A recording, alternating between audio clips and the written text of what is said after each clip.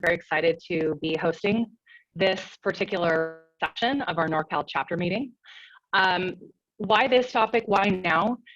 Initially, in the business world, a lot of growing body of evidence on the correlation between gender and ethnic diversity and the profitability of companies, both nationally and globally. McKinsey & Company, a global management consulting firm, has published 2 separate reports on the link between organizational diversity and above average profits. Oh, sorry, I scrolled my own screen. In 2016, the Peterson Institute for International Economics did a survey of over 21,000 companies globally with similar findings.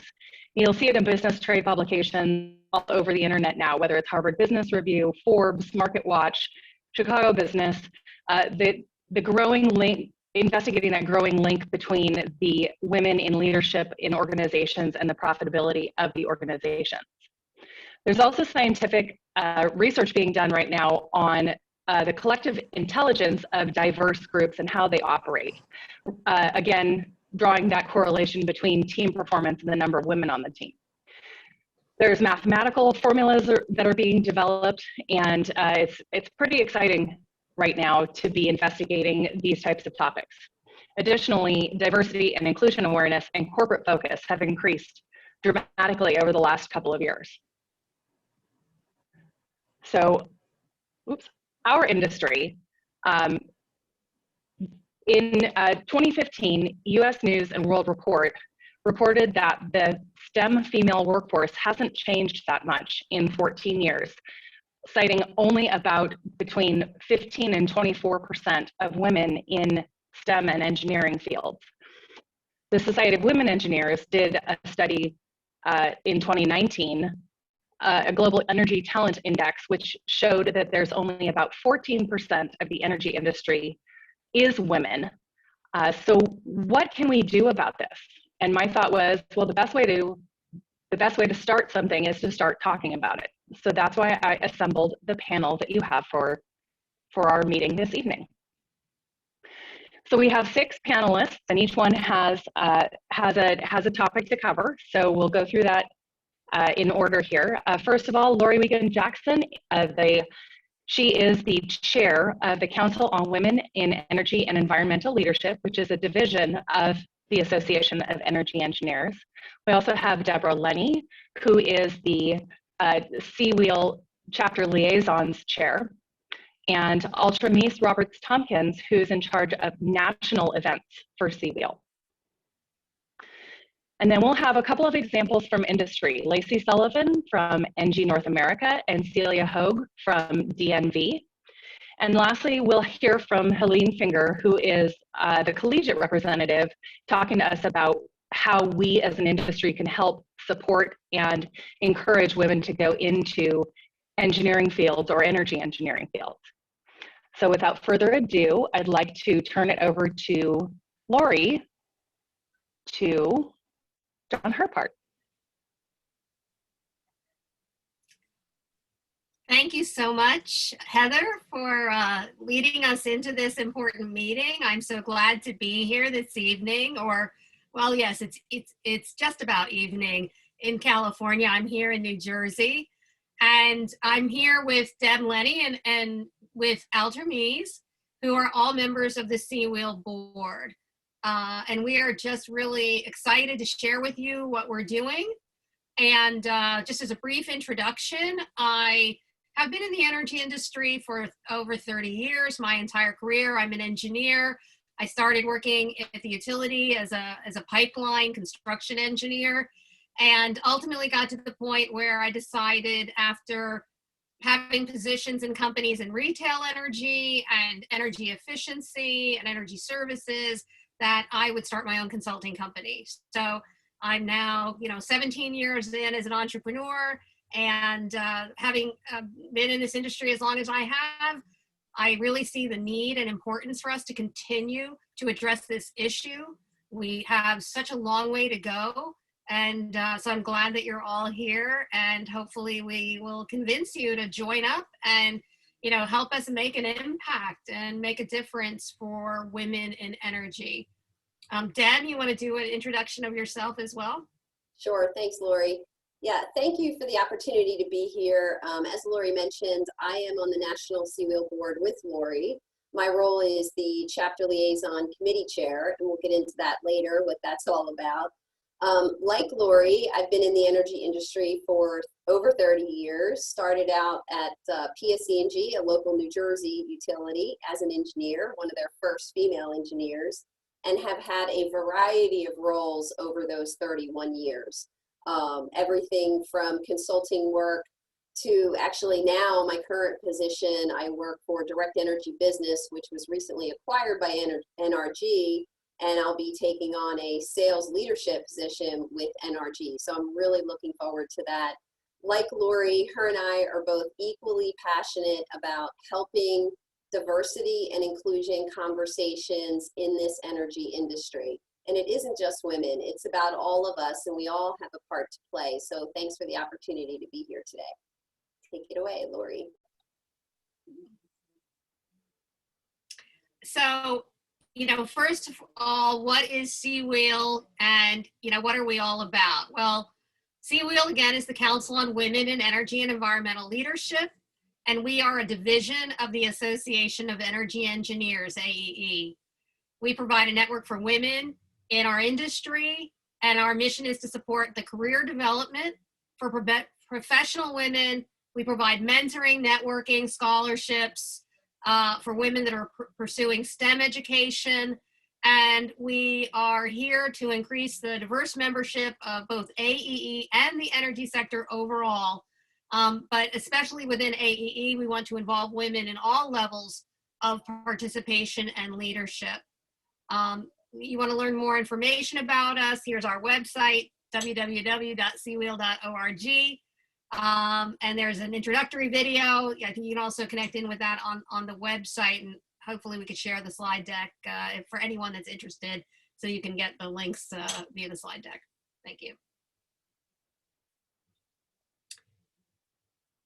Next slide, please.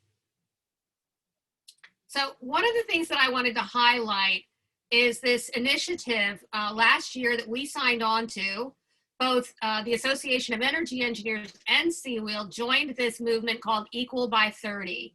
And the idea is that we would work towards equal pay, equal leadership, and equal opportunities for women in the energy sector by 2030.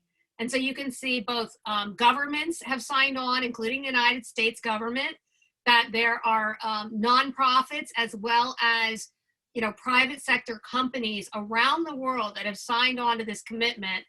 And the Department of Energy's Clean Energy Education and Empowerment, or C3E, are leaders in this promoting this campaign. So we're very happy to be part of this, and would encourage you all to bring this to your companies as well as a objective to really promote and set goals and specific initiatives to help us get there.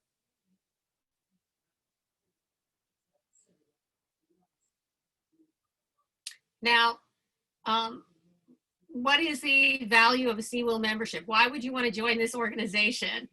Well, first is our networking. So we have a global network of women, and we actually do have men who are members as well in our organization, men who are really championing this need for diversity in the industry. So, we all know as women, and especially those of us that have been in the industry for a while, that it's going to take both men and women to address this issue together, and to create the opportunities, to create the advancement, the project opportunities, the training, and so on within AEE, but also within our own organizations that we work in. So again, we're this amazing network. I will tell you that, I've been in other organizations, and you may feel like you're making some contacts and business associates, but the Association of Energy Engineers, and I'm sorry, there must be some automatic thing that's probably driving you crazy right now, that, we really become family. So I just wanted to share that. The networking is great. There are volunteer opportunities. This is important because it helps to get you more involved and really having an impact, which many women right now are looking to do that. So this is a great channel. for that, and also to gain some leadership experience. If you haven't already gone to the point where you feel like you have enough, this is a great pathway to getting that kind of experience and be a leader, and that will help you in your career advancement. So that's another thing that we do with the networking. It's great for personal growth, for job opportunities. So that's number one. Number two is our mentor program. We have an excellent program where we pair mentors and mentees. We provide guidance for both our mentors and mentees, monthly topics. We have group meetings where we bring people together beyond just their pairing.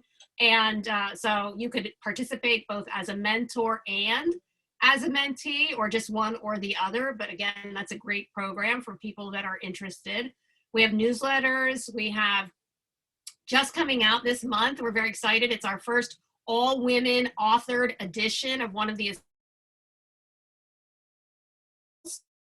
So that's very cool. And we have awards and scholarships. So, we certainly want women to get recognition. It's much deserved, but often we don't put ourselves out there to be recognized. So part of what CWEEL does is we kind of help make that happen, to give you the recognition that you deserve and encourage you to submit in for award opportunities, as well as providing scholarships for women in STEM education. We provide career development and training. We've had some great webinars. Most recently, we had one on powering your personal energy, utilizing a lot of our industry speak to talk about how we personally can grow. And we've got several webinar series working in a COVID world. We have technical webinars and then events. We have events that we held at the Association of Energy Engineers events. So everything's virtual right now, but we'll be back in person again, hopefully for our October meeting. But we have one coming up in April that Meezy's going to talk to you, Altramese is going to talk about, and so you'll learn more. But most importantly, we're about making an impact, supporting women at all levels of their education and their careers, and helping them to be successful in the energy field and make lifelong friendships with peers and others in the industry.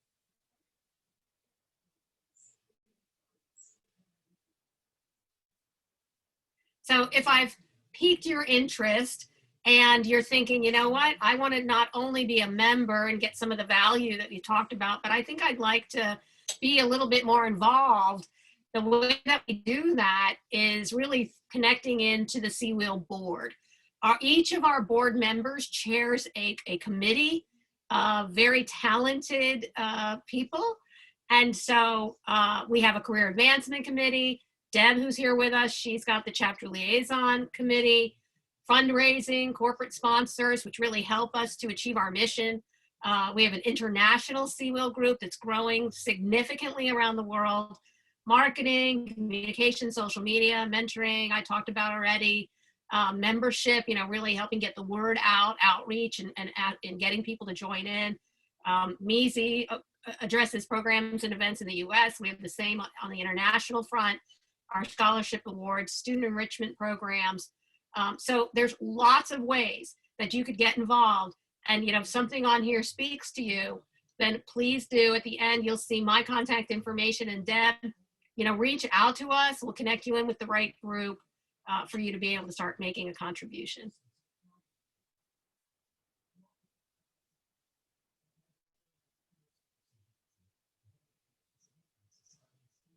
And Deb, is this where you're taking over? Yep. Perfect. Sorry about that. Had to unmute. Sorry. Can you hear me, Laurie? Good. All good. So, COVID, when we think about COVID, was a blessing in disguise for us with CWEEL. Last year, we made a significant amount of progress in terms of working with AEE and structuring CWEEL a little bit differently to help promote membership for both AEE and CWEEL. And we came up with a structure that was approved by AEE, which, most of the folks on the call today, you all understand the local chapters across the US that AEE has, but the concept was really to have a CWEEL lead be a part of the local chapters, and really to have this CWEEL lead hold a board position within the local chapters. And that's been approved, and we've been working through that.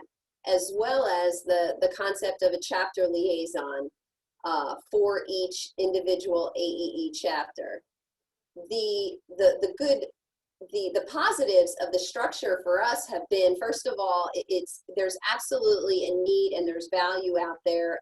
We've grown substantially already with these two positions. To give you an idea, the chapter liaison committee right now, I know on the slide it says 33 women and men. We're actually up to 35 already in the last 2 days. So we have 35 member committee as chapter liaisons that represent their local AEE chapters. And what does that do? So a chapter liaison would come to my committee meeting once a month, and we would give them all the value add that Laurie just talked about that the national board is doing and bring all that value back to the local chapters. So that's number one. The liaison has created a communication process and a best sharing process between CWEEL and the local chapters. And now with the CWEEL lead position, with someone focused on CWEEL at the local board level, those two people working together, we've now been very successful with the creation of CWEEL groups. So as an example, our New York City AEE local chapter, Devetta Thatcher is the CWEEL lead. The chapter liaison is Sissy Bai, and they've already created a CWEEL group.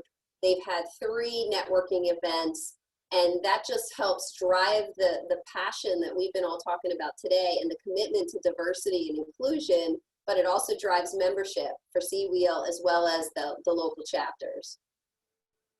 Next slide. And I just wanted to show a picture of the representation across the United States. It's been an amazing journey for me. I've known Laurie 3.5 years now, and it is true. We have become such great friends, and the women on the board, we've become friends. But I'll tell you, this committee of 35 women is such a hard-working group of individuals who every month come to the meeting. I make it very easy for them. I write all the notes for them, and all they have to do is take that paper and just read it to the chapter monthly meeting and say, these are all the value add that CWEEL has to offer. I've been so impressed with the engagement and the level of passion of these men and women in the chapter liaison committee. So like Laurie had already mentioned, there is plenty of opportunity within CWEEL to get involved. And the chapter liaison committee has been a fantastic experience for me. Actually, why are Laurie and I and Misi sitting here today is because I'm very close with the Southern California chapter liaison, which is Sona Coffey, and the lead, Amrit Peck. They introduced me to Heather. So it is, at the end of the day, all about connections, and that's how we grow, and that's how the industry becomes more diverse. So we talked a lot about the value, and we wanted to make sure that we let individuals on the line know, how to become a CWEEL member. So basically, go to aeecenter.org, and when you renew your annual AEE membership, you have to check off your chapter representation. And then Heather, can you just jump to the next slide for me real quick? So you always designate which local chapter you're a member of, but what you need to do also is just add CWEEL as a division. It's under the local chapters, and it's only $50, and I guarantee you will get your money out of it. And we have, for any individual who's not an AE member, a first time 50% discount off the annual membership. All you have to do is put in the CWEEL 50 code. But we'd love to have more CWEEL members and AEE members, and absolutely, Heather, we need a chapter liaison and a lead for Northern California. Okay, so I'm just gonna put that out there for you all today, but we look forward to working with you. And then I think, Laurie, you're jumping in here at the end, right? Yep. Yeah, one thing I wanna say is when you do go on and either for the first time become a member or renew your membership, I didn't show this, but there is a little window that says, please send me the newsletter, please include me in certain mailings. It's really important to click on that, because all the communications that come out of CWEEL, for example, if you don't acknowledge that, you're not going to get anything from us. And you're going to say, why did I join this organization? They told me there were going to be all these programs and communicating with us. But in this world that we live in today, you know, we're trying to be compliant with certain international rules. We are an international organization, and that requires us to opt in to certain electronic communications. I did want to highlight that, both for current and new members. Make sure you click on that and say, yes, I know we all seem to get so much in our mailboxes, but this is valuable content that you're going to want to get. One other thing I wanted to add was we do actually have a CWEEL corporate membership. So your company could become a corporate member, both of the Association of Energy Engineers and of CWEEL. Your company may actually already be a corporate member of AEE, but has yet to understand the value of becoming a corporate member of CWEEL. So I would encourage you to research that. We certainly can help you find out if your corporation is already an AEE member as a corporate member. But in terms of the benefits, first, membership would be handled through corporate rather than individually. So you don't have to, like, you know, put your information in and then go through an expense report process to get reimbursed. Again, you'll get all those communications. There are some free and discounted webinars that we would offer, as well as, you know, of course, the mentoring program. The company, in terms of mentoring, a lot of companies have siloed mentoring programs that they offer, you know, just people in-house to mentor each other and be mentees. But we see that there's value in having those pairings include people that are outside of the organization. And so you may, as someone being mentored, you know, want to mentor from outside your company, because maybe you want to talk more freely about certain things. So, you know, I think that's one of the values of our program, is that we can mesh in with even an existing mentoring program and provide that broader reach. We provide recognition and, again, there's speaker opportunities, the ability to submit and be published in our journals, lots of great things that corporations care about and are interested in. And in addition, to be recognized as a supporter of diversity. So for the company benefits, first they get 3 complimentary CWEEL memberships, and then everything else gets added at a discounted rate of $35 compared to the standard fee of $50. The members, again, must be members of AEE, so you get that 50% discount for the first year. The company recognition and logo on the CWEEL newsletters and website and at events and announcements in social media. And then I really highlight here, I think it's important, is for companies to realize that part of what we do is leadership development. So we're giving their employees opportunities to take on leadership where maybe the company hasn't had those opportunities within the organization, but this is a chance for women to develop those skills and talents that then will be valuable in their careers at the company. And then we have events and sponsorship opportunities, you know, where you're able to actually be a sponsor of a CWEEL event. And I've got some information about that coming up. And we provide dedicated support as a CWEEL corporate member. The next slide, please. And so on the event sponsorship side, again, this is something you can go back to your companies with. In part, you know, the CWEEL membership. You don't have to be a corporate member to do this. These sponsorship opportunities are available for the 2 events that AEE has coming up. On April 20th to the 21st, we have the Energy Efficiency for Transformative Solutions event. For anyone that's been in AEE for a while, it's actually the merger of the AEE East and AEE West, or what even back in the day was GlobalCon and the West Coast EMC, merging those 2 together.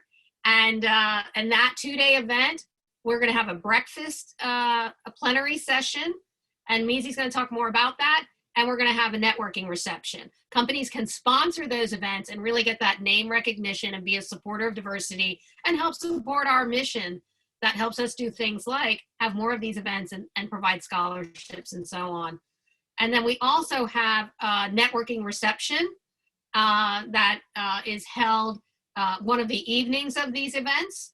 And that's like generally a fun experience where we get together, some excellent networking, some games, and but it's another great way for companies to support our initiatives. And the two opportunities are, again, at the upcoming event in April. It's not too late, you know, even a couple weeks from now, they could sign up and still get tremendous promotional coverage for these events. And then the next one's October for AE World. So if your company ends up being interested in that, Cara Olmsted is the chair of our fundraising committee and sponsorship committee. And her contact information is there. You could write that down. And I also highlighted on this screen all the places that we market our corporate sponsors for these events. So they do get a significant amount of exposure as a sponsor. And we really appreciate our corporate sponsors. And so that was a lot to cover. We probably went over our time here, but we just really want to encourage you to join this awesome organization. We've got, you know, hundreds of women around the world actively developing and promoting women in energy. And, you know, but we need you. We need you to be part of this also. So please do connect in with us, connect with me, connect with Deb, and you know, let's start making a difference together. Thank you.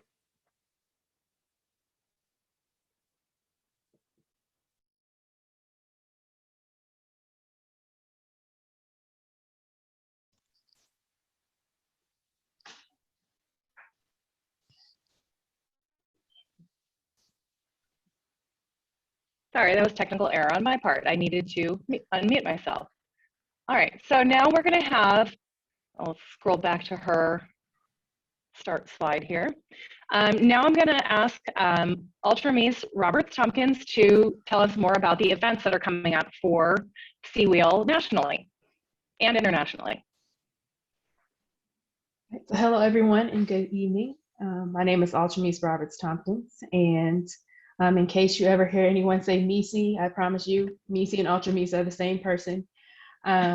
As Laurie already mentioned, I am the U.S. Programs and Events Committee Chair.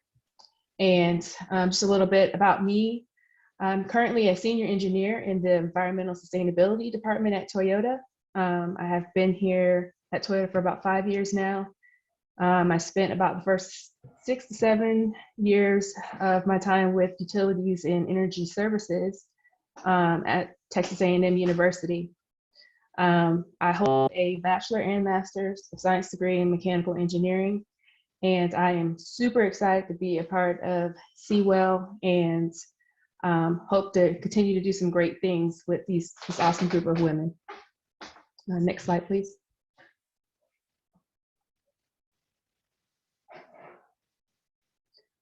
So I'm just going to go through some events that we have coming up.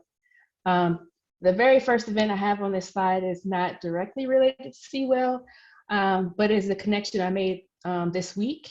And this association I reached out to possibly help us with one of our events. And in return, she gave me information on an awesome event that they have coming up that may be of interest to some to join.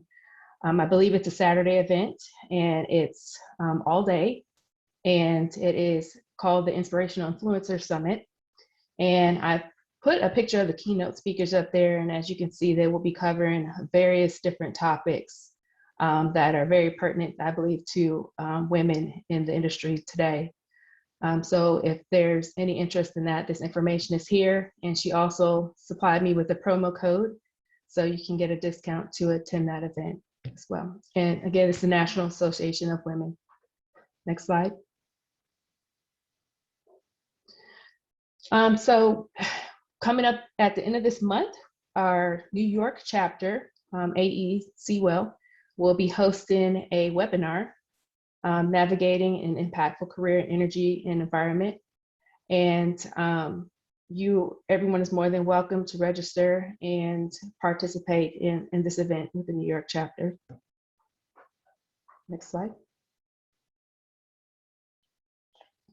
And so these are the events that Laurie mentioned that we will be hosting at the AEE Energy Efficiency for Transformative Solutions Conference this year. So I'll give you a little bit of background on what each of these sessions will entail. I've put some generic topics up here, so I figured I would talk a little bit more about them once we started the session.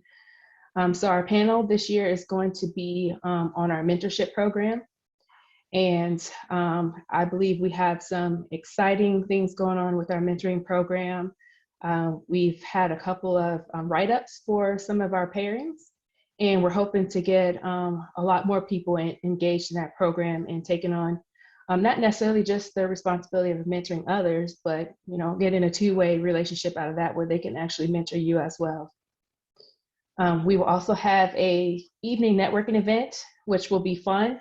I'll leave that one for everyone to find out if you want to join what we'll actually be doing. So please join us that evening after the panel as well to have some fun and network with each other. And then that next morning, and I know it's kind of early, but we try to incorporate the international group into the session since everything's virtual this year. So the Power Hour, we will be having a topic surrounding women entrepreneurship. So if that's something that you find of interest and you would like to hear more about, please join us for the Power Hour. And then, as Laurie mentioned as well, we have our CWEEL plenary speaker. And this year we have Kelly Speaks Backman, and she is a part of the DOE. And she will be providing us with our keynote at 9 o'clock on that last day of the AEE event. So there'll be more details to come, so be on the lookout. Next slide. And so this is some events that our career advancement chair, Janine, is hosting. The focus is going to be on Biden energy plan and initiatives, and they currently have 4 events planned, 2 in May and 2 in June. So please be on the lookout for details for this event soon. Next slide. And our New York chapter is very aggressive in getting their events in. They've been doing really good this year, and I'm very proud of all the events that they have been hosting from their chapter. So I'm not sure if it's actually May, but I believe it's within the next month or 2, they will be hosting another event outside of the one they have coming up this month. So please be on the lookout for details for this event as well. Next slide. And we have our New England chapter will be actually hosting their kickoff event. And that is still they're still in the planning stages of that as well. So there will be more details to come once they get everything established on that event. Next slide. And so I didn't mention all the events that we have coming up this year, but these are the ones that we currently have dates set for, and we know that they're coming, but there are many more exciting events that we have planned throughout this year, and we hope that you all will be able to participate with us. We are always open to ideas and sharing events that support women. So don't be afraid to reach out and let us know if you have some thoughts or some things that you might want us to, sessions that you want us to put together, or ideas that things that we can do to help women and support women in our industry. And we are always eager to support and spotlight CWEEL group events and women that are doing awesome things out there in the world. So thank you. Thank you, Macy. And now what I'd like to do is I'd like to invite our 2 industry panelists to start their portion of the presentation. So first, I'd like to introduce Lacey Sullivan from ENGIE North America. Hi, thank you, Heather. So, hi, I'm Lacey Sullivan. I lead the Women in Networking group at ENGIE North America, WIN at Noram, as we call ourselves, and you can take us to the next slide. So, WIN at Noram is a really great group of women leaders, and I'm honestly quite happy to work somewhere that has networks like ours and actually also has a dedicated commitment to equity. ENGIE has what's called the 50-50 project, similar to Equal by 30, probably actually part of it since we're involved with that as well. And the goal is for ENGIE specifically to reach gender equality in management by 2030, which is an ambitious goal. Our global CEO is a woman, but the majority of our executives are still men. And in North America, last I checked, I think about 36% of our employees are women. So we're part of this global initiative to grow and get the company to reflect the reality of people making up the world we live in. And 36% is higher than the industry average, right? Significantly in a lot of cases, but it's still not exactly half and half. So there's a lot of efforts in the company around retention, remuneration, and professional development. We actually just had last week a 2-hour masterclass in gender and diversity, touching on a lot of the things Heather was talking about, relationship of diversity to profitability, creative thinking, things like that. And that was actually put on by the group, not just WIN at Noram. But we also had that week a professional development workshop with executive coach Liz Ngonzi on building your professional brand through storytelling, which was really cool.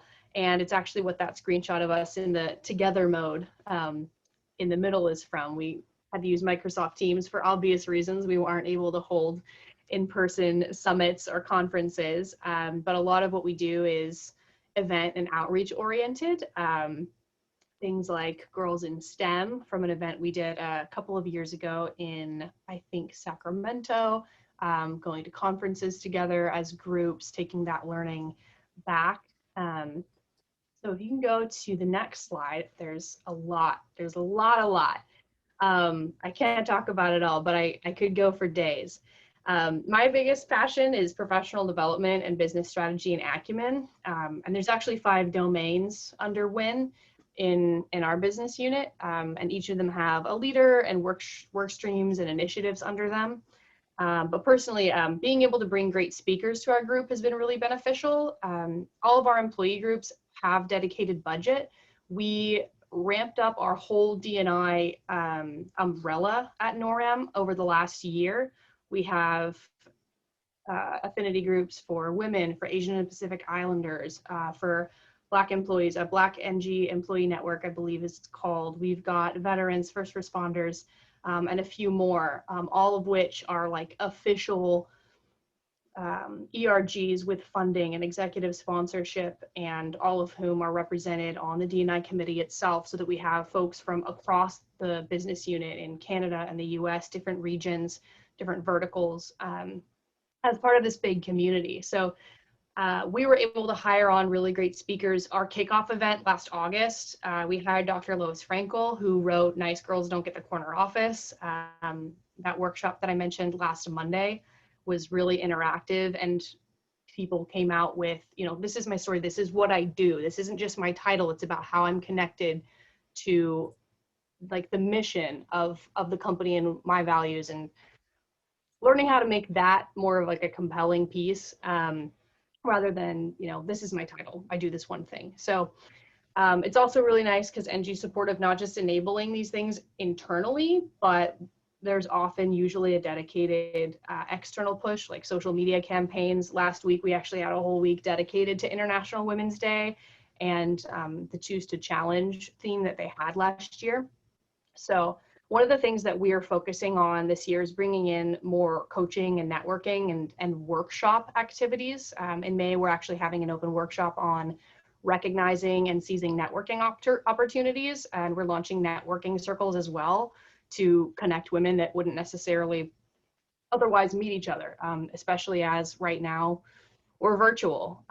As mentioned earlier, I mean, there's a silver lining to the unique challenges the last year presented, but networking has actually, for those who are able to take advantage of virtual spaces, been really good. So we actually also piloted a women's mentoring program within ENGIE over the last year, connecting women at all levels of the group for personal career growth, but also improving understanding of ENGIE, how the different parts of the business operate. We have over 6,000 employees in North America, so getting to know people outside of your little bubble is really hard. And if you want to advance, operate at a more strategic level, get into management, that kind of business understanding is pretty crucial. So it's important to us that we empower and connect women at all levels, not just managers or leaders or just those in corporate operations, but making things that are beneficial for everybody. So going back to that more virtual work that we had this year, I think we all immediately went virtual a little over a year ago today. So we couldn't do in-person summits or conferences, but our pillar leads for all these areas pulled together some great community initiatives. When there's a webinar, we'll try to attend together and have a discussion online afterwards, or we've started doing virtual coffee breaks once a month, just a casual place to hang out with the people in the network. Our community and client engagement pillar organized a virtual turkey trot last year. They raised over $6,000 and they're already brainstorming, okay, what can we do for raising funds for breast cancer awareness in the fall? And we had a giving match from ENGIE for that as well. So specifically, the work-life enrichment pillar that we had created a new moms group, which we were actually able to share. My co-chair Genesis was in a breakout room during the workshop last week with a recently hired colleague and new mom in Canada who attended, but she didn't really know much about the network otherwise. So Genesis was able to say, hey, we actually have this community set up just for new moms, because being a working parent is obviously challenging enough as it is on its own in a regular time, but over the last year, it's helped to create some community around that. And then the last thing is, not only is creating community really important, but over the past 2 years, we've done a lot of work on internal policy, which I think is the counterbalance to create lasting change. And a couple of the things that have come through in the last year or so have been included adding coverage for in vitro fertilization and also significantly improving our parental and maternity leave policy and practices. So actually, to detail a little bit more about that, I want to bring in someone who's helped the women of ENGIE navigate the new leave practices and helped create a program to support women taking leave. So you probably already know her. Drum roll. This is Carolyn Keisener is gonna tell us a little bit more about that because she was deeply involved there. Thank you, Lacey. And I wanted to really thank Lacey. She's been a huge driving force for all of the initiatives that she's just talked about. So thank you, Lacey, for just making ENGIE a great place for women. And I wanted to focus on just a conversation around what we've done with our maternity leave benefits. So about 3 years ago, we have an advocacy for change pillar that said, let's look at our policies and our benefits and let's improve them to support the women of the organization and also attract women to ENGIE. And so we first looked at the maternity leave program and said, this could be so much better. We can do better. 8 to 12 weeks supported by the state isn't enough. So we essentially looked at what other organizations were doing that were, in terms of a more progressive plan and supportive leave. And we came up with a 6-month supported paid maternity leave program and in vitro fertilization coverage that we presented to our leadership team. They, quickly approved that. And now the women of ENGIE are just, they're really living the maternity leave dream right now of just having this supportive program. And so, and what I want to talk about too is just we've created a mother-supported mothers group. We actually call it our work doula program that helps, it's almost like we help the women and parents and, men navigate these great benefits that we have. And it's also, we've also done a lot of work to just flip the switch on the mindset around maternity leave. So I think before, it was, if somebody said, I want a 6-month maternity leave, the conversation would be, oh man, really? Are you sure you want to do that? When are you going to come back? Do you have to take the full 6 months? And there'd be this concern around taking leave. And I think the shift that's happened over the past few years is what we've created with our women's network is this mindset of, 6 months is normal. And you know what? You're going to take your leave, and we have a whole team that will support you in that transition. And take the time you need to be with your baby. And when you get back, we'll be excited to see you. And there's just this transformation of attitude around leave and just kind of that support that I think that is just lacked, in the past. So I wanted to share this story really to hopefully empower other women to kind of raise these types of I guess, concerns and issues to their own organizations. And even when you're, looking at, looking at other positions or other organizations, asking them, hey, what are you doing for women in terms of your benefits and policies? Because those are important questions to ask, I think, as well. So thank you. Just wanted to share that and let us know if you have any questions.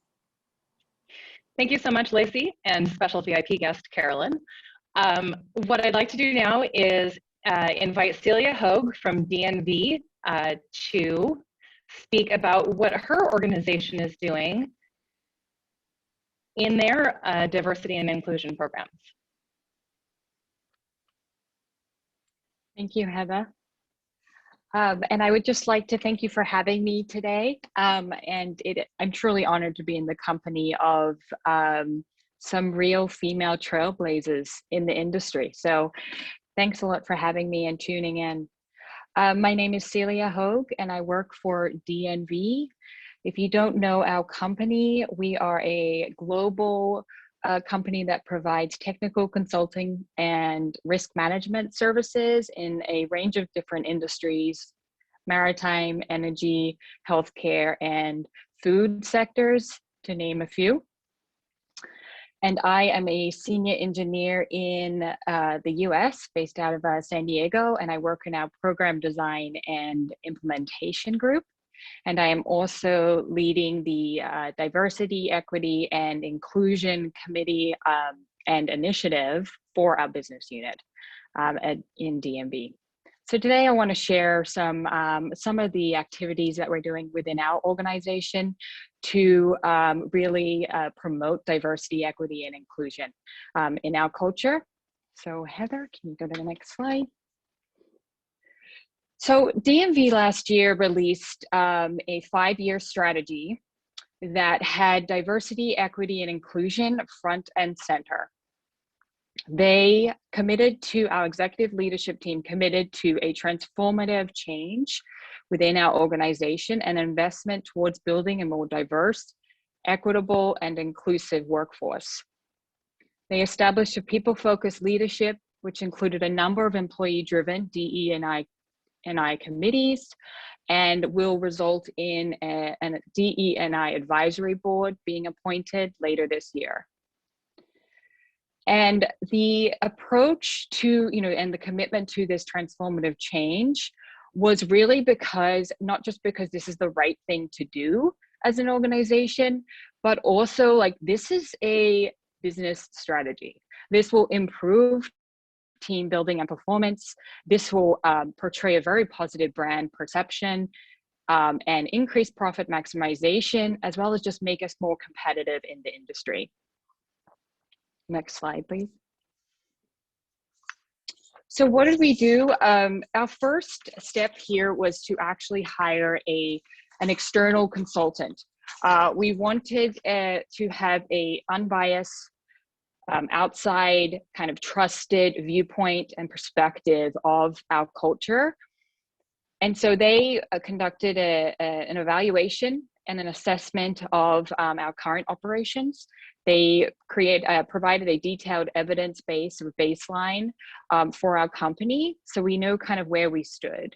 And this included a combination of both hard and soft evidence. There was a company-wide survey that was done in fall of last year, and also one-on-one employee interviews, as well as business unit focus groups and employee committees, and some more informal kind of conversations that we've coined empathy hours, which are weekly or bi-weekly team meetings, which really promote and encourage these open and honest conversations between colleagues.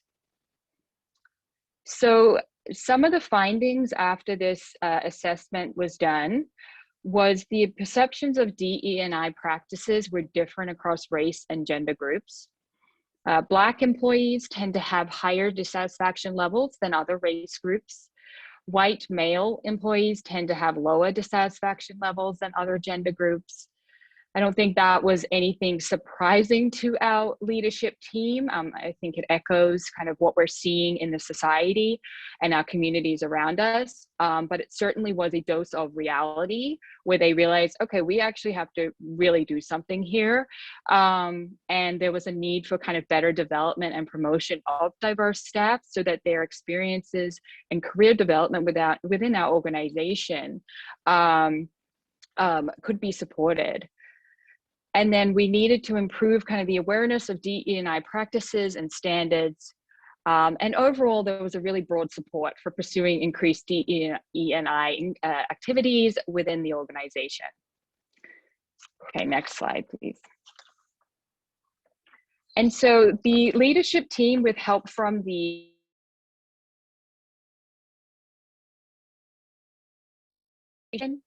these included partnerships and community engagement, career development opportunities, continuous DE&I education, a dedicated DE&I leadership team, which, as I mentioned, includes an advisory board and a director of DE&I to be appointed later this year, and an update to our HR communications and functions. So today I'm going to really only have time to talk about the first two and the activities involved under those. But these are all kind of work in progress. They're not at all completed, and we're moving forward with all 5 of these as an organization. Next slide, please. So the partnerships and community engagement was really where DNV and the CWEEL partnership and collaboration kind of began. We really wanted to align ourselves with external organizations that kind of shared the same mission as our company. And so we chose to support CWEEL in recognition of its work to ensure that women in energy and environmental industries had these opportunities and resources in order to succeed in their careers. And so it was really important to us to be the first corporate sponsorship of CWEEL and to kind of begin, our partnership going forward with that organization. Next slide, please. So here are some of the areas that CWEEL and DNV have collaborated on. And Laurie mentioned a lot more information on all of these sectors, but we really are focusing on developing qualified, diverse workforce by engaging women in training, mentoring, scholarships, networking, leadership development, speaking opportunities, thought leadership through publications and blogs, and participation on local AEE chapter boards. And I think the mentoring sector especially is where kind of my passion really lies. And certainly something where we saw, as an organization ourselves and within my own business unit, we had started our own mentoring program and really saw, like Laurie had mentioned, the value of participating kind of also outside of your organization in a mentoring and coaching program, and what that provides to all employees, but especially our more diverse staff. Next slide, please. So the parallel between mentoring and promoting diversity, there's a really kind of strong overlap here. I mean, the fact that we through a mentoring and coaching program, you are able to build these relationships that provides an opportunity for personal growth and insight, and that can lead to behavioral changes amongst employees and amongst professionals in the industry. It really kind of creates this safe learning environment, right? That encourages these honest and courageous conversations in a confidential forum. And it's a mutually beneficial relationship that really provides this kind of unique perspective on the organization and its culture. Next slide, please.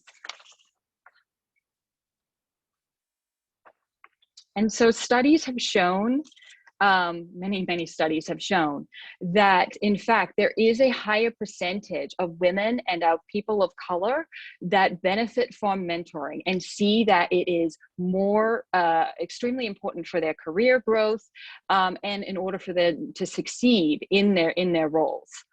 And so this is where we kind of realize that as an organization, we need to provide a program like this that kind of provides that support and really promotes equity amongst our employees, especially if our more diverse staff are kind of seeking this need.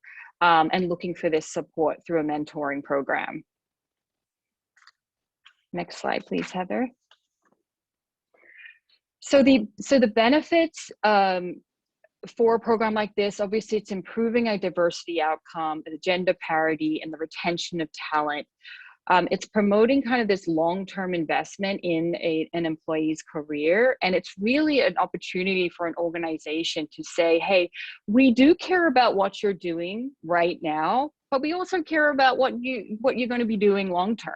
Right. And that's really showing value to your employees. Like, hey, we're in it for the long haul here too, and we want to invest in you. And so it's this internally fostering and developing of leadership and really providing the ability for the more diverse staff to move into leadership roles. And, you know, like many companies in this industry, DMV certainly does see a disparity of women and people of color in our leadership roles within our organization. And so we really kind of wanted to, you know, do something about this through kind of running these mentoring programs. It's an opportunity for building these personal and professional relationships. And really, like I was saying, helping these employees understand their value, which increases their performance. And I think, you know, my closing thoughts on this are, in the last 12 months, we've really seen, and especially at DMV, we've seen organizations kind of adjust their, you know, I guess the way they measure their success of their employees, right? They're able to give their schedules the more flexible schedules, right? Because a lot of us have children at home, we have to adjust our schedules, we might need to work into the night periods. We also become these, you know, teachers, definitely underqualified. We become their tech support, we become their cooks, I mean, you name it. And we have taken on that hat in the last year, especially. And so I think what we're seeing is, and I hope this will continue, is companies are actually showing that, you know what, you can have a flexible schedule because you're going to get the job done. And who better to get the job done than working moms, because they get the jobs done. And studies, again, have shown that. So I hope that continues with that, and something like a mentoring program that can really provide that support to these employees, provide that personal connection as well, where, you know, a working mom can connect with another working mom and actually be able to kind of discuss all things, because we know that your personal life does not stop from 9 to 5. And I think, you know, in the last year, we've certainly seen that more so. So that's kind of my take on mentoring and how DMVs really approach this, and just the importance that we kind of, you know, are there to support each other. So the next slide is just a little promotion of DMV's Women in Energy Transition webinar series. If you haven't heard of what we've got going on, we have 2 exciting events coming up. The Storage Triple Play and Unlocking the Potential of Non-Wires Alternatives. The equitable access to clean energy was yesterday. If you are interested in seeing the recording of that, I'm happy to provide that to you. Just contact me after this meeting. But the registration for the 2 upcoming events is through our LinkedIn, DMV's LinkedIn page. And yeah, I hope you can make it. And I really, you know, I'm encouraged and really inspired that we're having these conversations because they're just so important. So thank you for having me today. Thank you, Celia. And now I'd like to introduce Helene Finger, who is the head of the Women's Engineering Program at Cal Poly San Luis Obispo, so that she can share how we as an industry can help support students and getting more women engineering students. Fantastic. Thank you, Heather. Thank you for inviting me to participate in this panel. And I also want to thank everyone that I've heard present. You're doing amazing things, which is super inspiring to know and hear firsthand, and kind of in a little bit of detail about some of the things that's going on in industry that aren't always all that obvious, so thank you. One other thing that struck me when I was listening to this, I'm faculty member in the civil engineering department at Cal Poly and director of the women's engineering program, but I hadn't put two and two together. My first career out of college was working for PG&E as a field engineer. So for first 7-8 years, I was actually in this industry. So super excited to see where we've come since then. I actually left when my first child was born, and there was definitely nothing about a maternity policy for women engineers. So next slide, please. Before going on, I wanted to acknowledge and pay respect to the Yaqui Tutu Yak Tahini tribe of indigenous Northern Chumash people on whose unceded lands we currently occupy. We are virtual, but we do want to pay that respect. And yeah, so moving on to the next slide. My plan for today was to talk a little bit around kind of what the women's engineering program does, which a lot of it is focused on recruitment of women, to give some statistics around where we're at in that arena, and then talk about some things that can be done to help promote college students and pre-college students to enter into engineering. And this is the area that I think in industry you can also help us.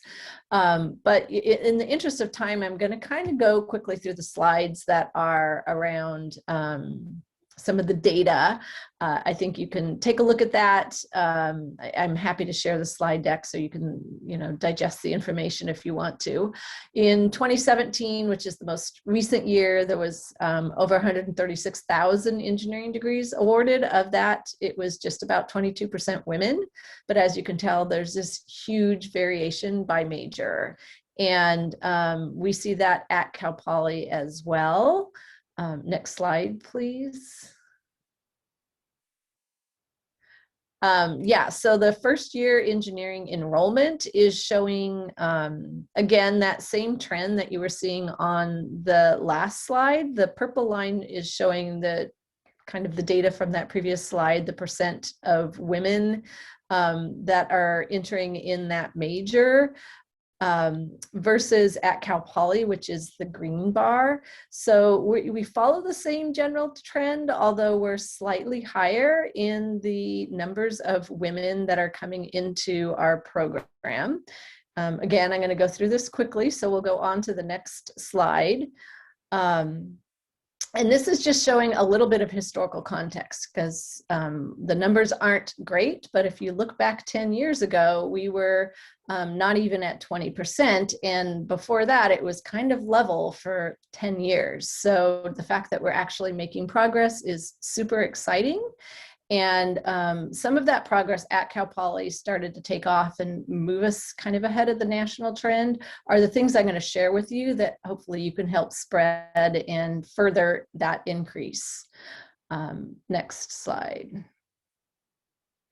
So one of the things we pivoted to at Cal Poly about 5 years ago, and I heard several of the speakers talk a little bit about this, is not only trying to promote women in engineering, but also to be considering the demographics of that particular population and looking at the intersection of women, of gender as well as race.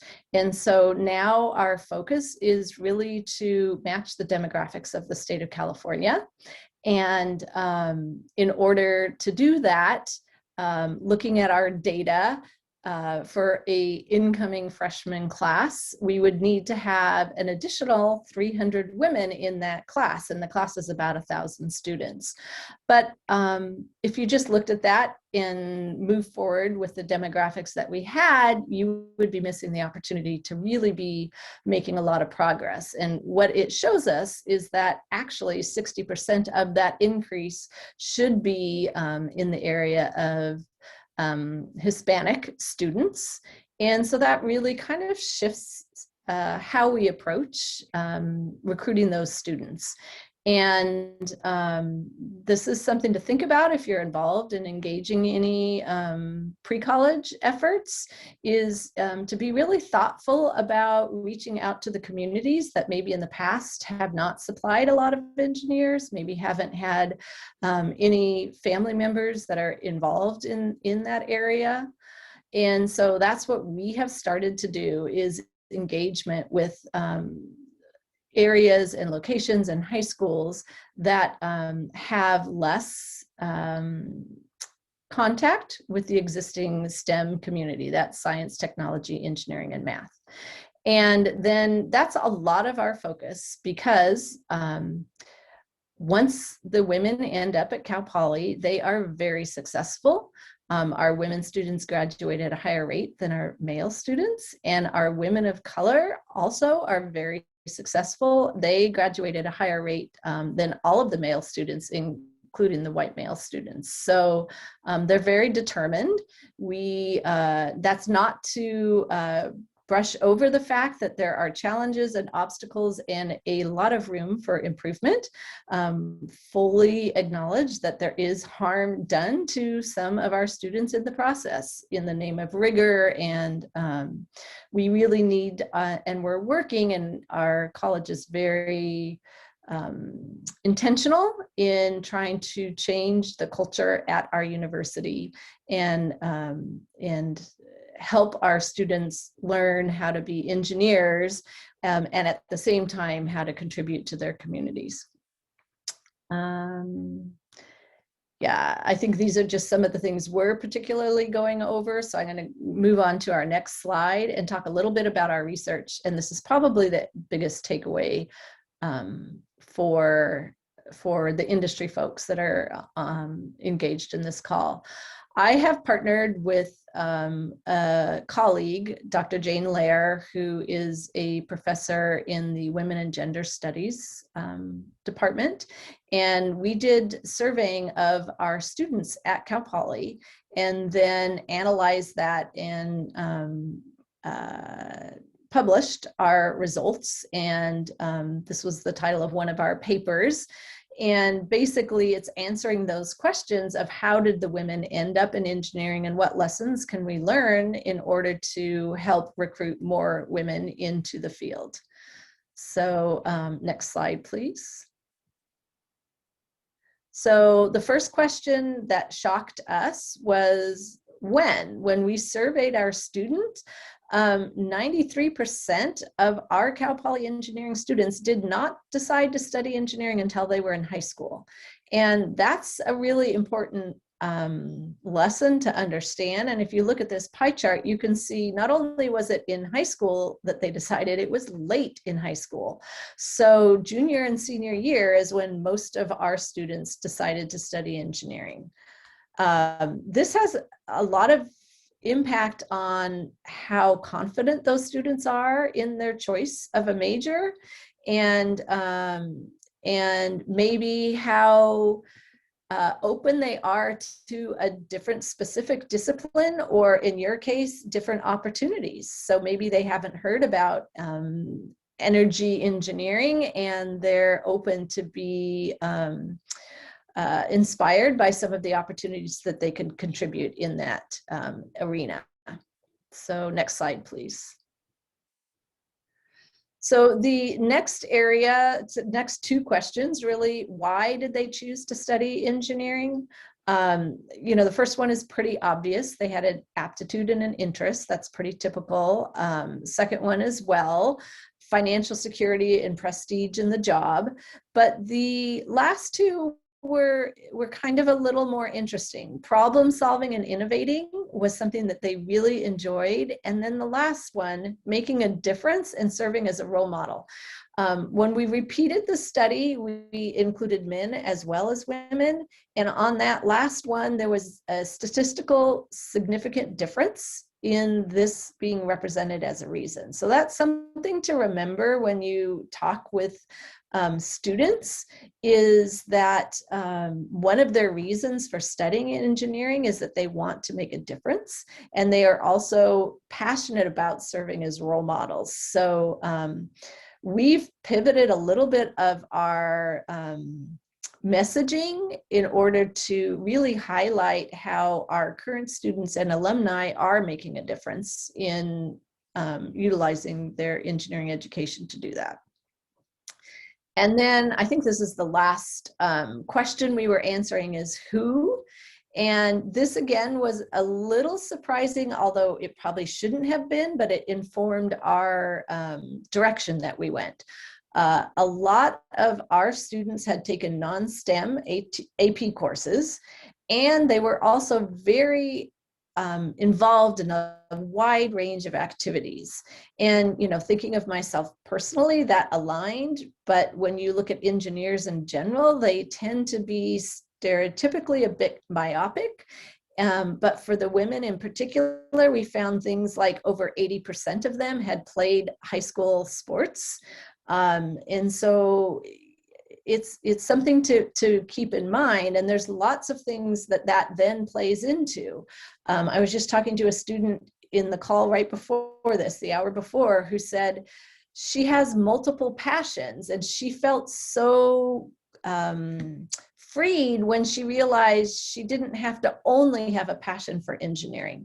So I think that that's a very typical message that students don't hear, that we could really do our best in getting more women interested in studying engineering if they can realize, yes, you can still love other things. Maybe you play the piano, maybe you like working with children. These are not mutually exclusive. So really a message that we have focused on when we're doing outreach activities to our pre-college and maybe community college communities. And then the last one is parents are important influencers. Again, this is something that would seem really obvious, but sometimes it gets left out. And along with that, the students that end up in engineering generally have a parent that's already connected to STEM. So what that means is if you don't have a parent in STEM, then you're not going to be likely to even be aware that engineering is an option. So now we are really trying to find ways to connect with parents more broadly and inform them of the opportunities that exist in engineering so that they can understand and support these if their students are interested in going that direction. Next slide, please. Oh, okay, last question. So how can you go about and do this? What we found, and I think this is the key to why we were seeing that increase in our numbers finally, we had previously been a little bit letting go of the high school students, thinking it was too late, and we were doing a lot of effort around fourth grade and then middle school. And instead, we realized we needed to keep those programs growing, but at the same time, put extra emphasis at the high school level. And these are the messagings that we share with them. We highlight ways that engineers make a difference in the world. I don't know if you all have heard of Engineers Without Borders. I'm assuming a lot of you have, but there's a lot of, Cal Poly has a very active section, and so we show some of their projects. We bring them in to talk about what they're doing. We emphasize that our students have lots of interests. They don't study all the time. And they're happy to learn about other things outside of engineering and to support other activities. And as I said before, we target parents. So it's very intentional, and we are looking for families that are especially maybe not comfortable hearing or discussing things that are technical. And lastly, and this is one that you can reach out in your local community, the Society of Women Engineers, which is SWE, has now started doing high school chapters, and they call them SWE Next clubs. And Cal Poly is very active in supporting those. And we have an officer that is her responsibility to help support those throughout California is what we've been doing. So I would encourage you to support those if you have the opportunity. Reach out to me. I'm happy to share any information about that. And then the last really kind of tangible thing that really does matter is make sure you have women engineers, in particular people of color, on your company website and materials, because it matters that people can see themselves in these roles and not feel like they don't belong. So I think that's my last slide, but really happy to have this opportunity to share this information. I know I ran through it quickly, but in the interest of time, I really wanted to make sure it's not too late. Thank you, Helene. That was excellent information, and I must admit, I didn't realize it, but I hit all those boxes. I decided late in my high school career to become an engineer. I had a lot of other interests. I even did a major and a minor at Cal Poly when I was there. So I'm glad to see I'm part of the crowd. I think there's probably a lot more commonality across a lot of the Cal Poly women engineers. So this is the opportunity where I say thank you to all of our panelists. And if there are questions, I'd be more than happy to field them into the group. I know that there was at least one question that came in. For the panelists, what is the largest challenge to increasing the number of women in engineering? Is it the lack of recruitment in STEM programs at high school, or corporate policy? You think that people are that women are getting scared away by it? Your thoughts? I don't know if I'm happy to jump in on that. Go ahead. You know, I think that the energy sector has to do more to really reach out to women in engineering disciplines and let them know that the energy sector is a great place to work.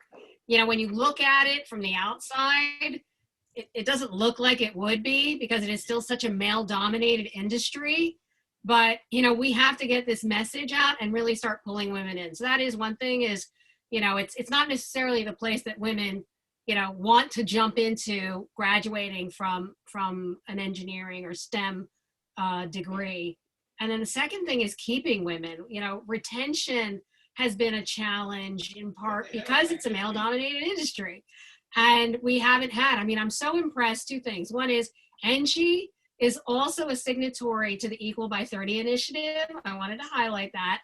And so when we see all the things that they're doing, you know, that's what's going to make a difference. That's what addresses retention. And for each of us, when you say, well, what can I do personally? Because maybe my company isn't as involved yet as ENGIE is. You know, we can do the mentoring. We can support women and encourage them. Sometimes they're the only woman in their department or in their team, and that's a tough place to be. For those of us that have been in the industry a while, you know, we've lived that. So we need to do more to help encourage them and help to retain them. So we'll start seeing these numbers change.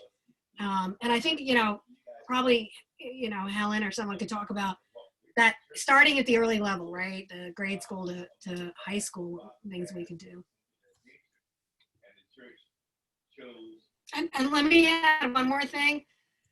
We're really excited that DNV is our first corporate member. And so that's a big deal for CWEEL. And it's a big deal, I think, for DNV, that, you know, we're working together to help make these changes that are you know, long needed in our industry, but that we'll start to change that and bring more women in and keep them. Yeah, I was going to mention that I did scroll through the chat, and I did see that Bob Ramirez is very grateful that Celia is presenting on what DNV is doing in this industry and with the D&I work. Very exciting. And Heather, I just want to build on what Laurie said. I think one of the other things that those of us that have been in the industry for a while and are in leadership positions, we ourselves have an obligation to help women, but we also have to educate our counterparts and our peers within our organizations around what it means to support women in energy so that we can retain women within our companies, be supportive of maternity leave and flexible work hours coming back to work.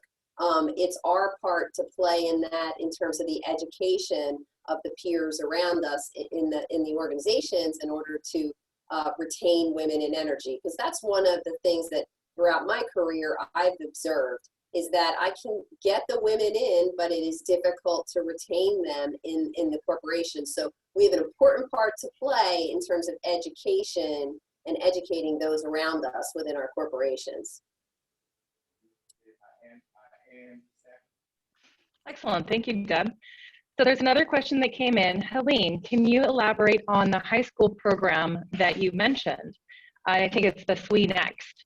Is this something that our local chapter can get involved in? Yeah, so the CWEEL Next program is an opportunity for high school students to sign up to be CWEEL members, and they can organize a CWEEL club at their high schools. So it provides like the infrastructure. They have activities and regular email communications, some competitions. If you would like more information, please feel free. You can shoot me an email. My email is just hfinger@calpoly.edu. And I can have the CWEEL Next officer send along some information on how to follow up on that. Excellent, thank you. Any other questions out there in the field? In a little bit here, if there's nothing else that's showing up in the chat, we can go ahead and open up the lines and unmute everyone to see if anybody wanted to say anything individually.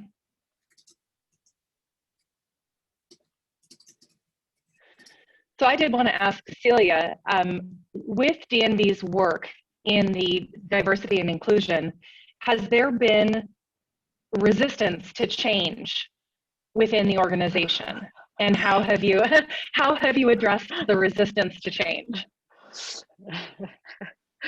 Change management, right? Oh, yes, yes. Absolutely. Of course, right. How have we addressed? I mean, I think it's a work in progress, I'll be honest. And I think it's for some, you know, it might be some hand-holding when it comes to, say,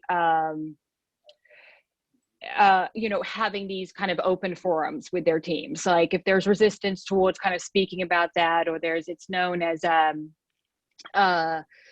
DE&I, oh my gosh, I'll remember the word, but it's, you know, people are sick of kind of hearing about it, right? They think it's like, you know, something like, okay, whatever, checking the box, we're doing this. And so in terms of, for those people who may not be, you know, it may not be as important to or a priority for, it's about kind of hand-holding and saying, you know what, actually you are required to kind of have these open forums with your teams, and you know these are, you know, DNV's practices and protocols going forward, and this is our culture, and this is, you know, what it is to be here, and so it's really about just kind of making it, you know, the standard, you know, procedure, right? Mm-hmm. as that, like, there is no other kind of way of doing things if you're going to be, you know, employed at DNV. And I mean, I think I just read a study the other day that said right now, like millennials especially, you know, make up 50% of the workforce right now. And this is really important to DE&I, is really important to millennials and Gen Z. And that in terms of where they choose to work, and in terms of like what, you know, how they work. So, and then in 10 years or something, it's going to be like 75% of the workforce. So this isn't going away, and it's just going to be something that, you know, it just becomes part of the culture. But change management is very real, and yeah, DE&I fatigue is what it's called. And it really is kind of can be a barrier. Yeah, for some organizations. I bet. I know within my company, ENGIE, since it came about so from the grassroots, I think there was a lot less resistance to change, just because it was bubbling up, and so we had employees who were asking for these kinds of things, and that helped smooth the transition within our own organization. Right. It's got to be a combination of bottom up and top down approach. Yes, absolutely. Absolutely. In order to make it lasting and meaningful. Yeah. All right. So Nishant, I'll go ahead and can you go ahead and unmute everyone, or can I do it? I don't know that I can do it here. I'll go ahead and unmute everyone. Yep. Yeah. And then if people want to comment or if they've got questions.